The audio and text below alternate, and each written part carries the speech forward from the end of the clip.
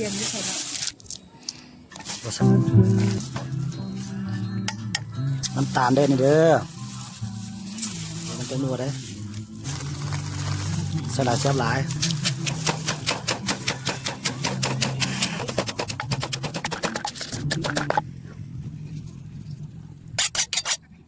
ตาลครับ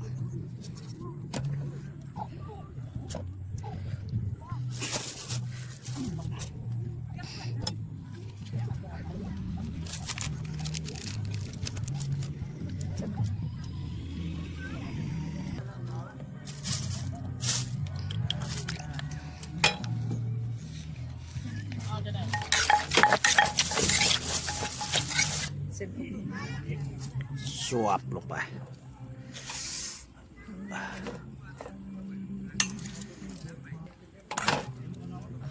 อันนี้ซื้อตัวกุ้งเขาเส้นน้ำใส่เลยน้ำใส่เลยถ้าเท่าไหร่ยั่ว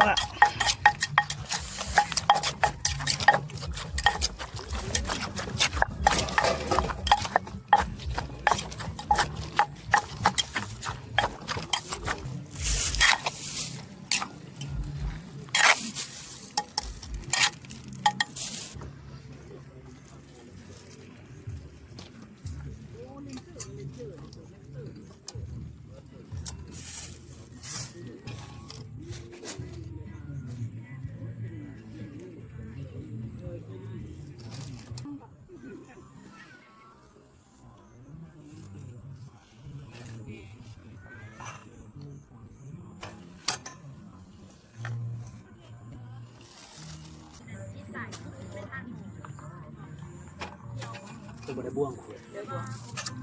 น้ำมันกินชิบ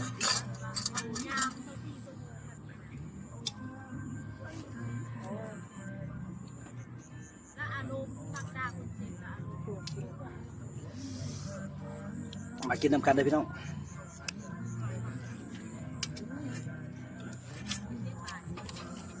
กรอบ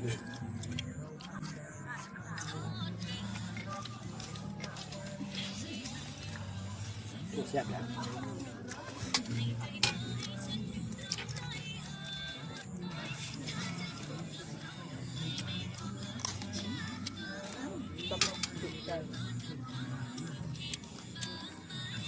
ตำแซ่บบวกกับบรรยากาศโคตรดีเลย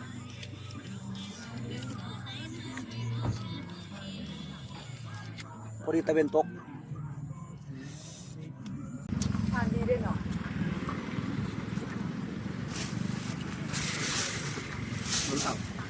เอาตุ่มเป็นอะไร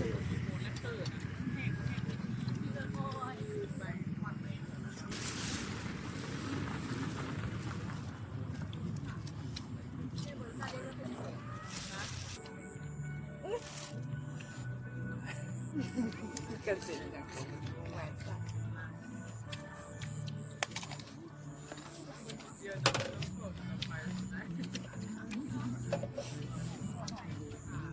มันหัวไอ้เกลือไหมเหรอ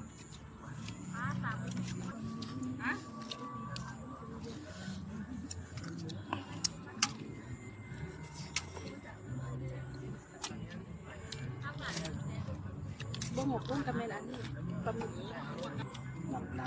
เดี๋ยวจุกหน้าเป็นตื้อหน้าของผู้ชายแล้วมี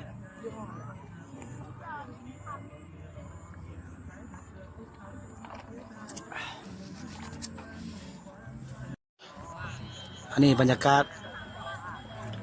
มีคนมาเบิ้งหลายเลยมานั่งแคมปิ้งผ่อนคลายมาตากอากาศเพราะว่าแถวนี้ก็ถือว่ายังเป็นธรรมศาสตร์อยู่บรรยากาศดี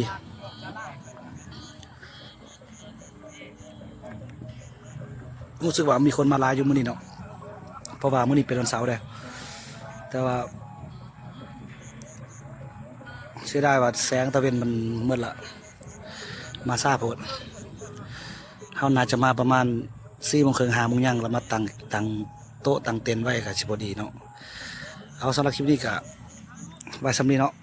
ไว้พบกันคลิปต่อไปเด้อ